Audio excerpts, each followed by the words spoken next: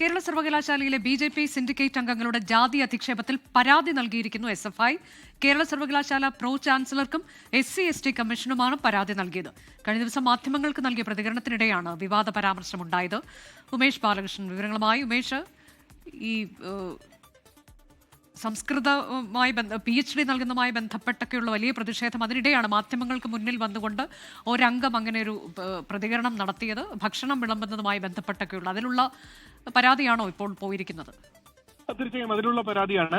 ആ പരാമർശം നടത്തിയപ്പോൾ തന്നെ അവിടെ ഉണ്ടായിരുന്ന SFI ജില്ലാ സെക്രട്ടറി നന്ദൻ അടക്കമുള്ളവർ ഇതിനെതിരെ പ്രതിഷേധിക്കുകയും ഈ സിൻഡിക്കേറ്റ് അംഗങ്ങൾക്കെതിരെ വാക്കേറ്റം ഉണ്ടാവുകയും ചെയ്തിരുന്നു. എന്തായാലും ആ വിഷയത്തിൽ സിൻഡിക്കേറ്റ് അംഗങ്ങൾ ഇന്നലെ തന്നെ പോലീസിലും ഒപ്പം വൈസ് ചാൻസലർക്കും പരാതി നൽകിയിരുന്നു. ഇന്നിപ്പോൾ SFI ജില്ലാ സെക്രട്ടറിയാണ് ഇപ്പോൾ വൈസ് ചാൻസലറായ മന്ത്രിക്കും ഒപ്പം SC/ST കമ്മീഷണർ പരാതി നൽകിയിരിക്കുന്നത്. സിൻഡിക്കേറ്റ് അംഗങ്ങൾക്കെതിരെയുള്ള അന്വേഷണം നടത്തി സിൻഡിക്കേറ്റിൽ നിന്ന് പുറത്താക്കണമെന്ന് ആവശ്യപ്പെട്ടുകൊണ്ടാണ് പ്രോ ചാൻസലർക്ക് പരാതി നൽകിയിരിക്കുന്നത്. SC/ST കമ്മീഷൻ നൽകിയിരിക്കുന്ന പരാതിയിൽ കേസെടുത്ത് അന്വേഷണം നടത്തണമെന്നുള്ള ആവശ്യമാണ് മുന്നോട്ട് വെച്ചിരിക്കുന്നത്.